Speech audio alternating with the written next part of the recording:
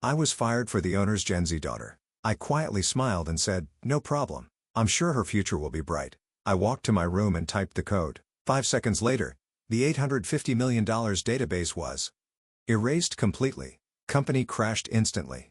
"You built this whole thing, right? So you can explain it to my daughter." My name is Damon. I'm 42 years old, and I've been the lead database architect at Nexora Labs here in Kansas City for 12 years. I designed every line of code that runs their $850 million financial data platform.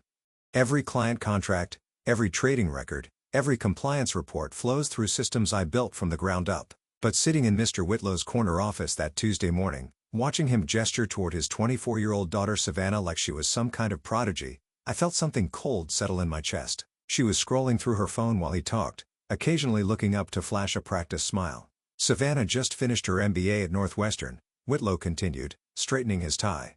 "Fresh perspective, you know? She's got ideas about modernizing our approach." I nodded, kept my expression neutral. "What kind of timeline are we looking at for the transition?"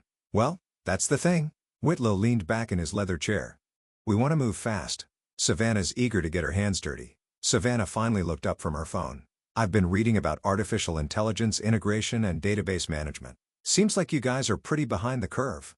I'd been running AI optimization protocols for 3 years, had implemented machine learning algorithms that saved the company $40 million in processing costs annually, but I just smiled and said, "Always room for improvement." The meeting lasted another 20 minutes. Whitlow talked about fresh energy and generational perspectives, while Savannah asked questions that showed she didn't understand the difference between a database and a spreadsheet. When they dismissed me, I walked back to my office with steady steps, but something had shifted. In 12 years, I'd never missed a deadline, never had a security breach, never lost a single byte of client data.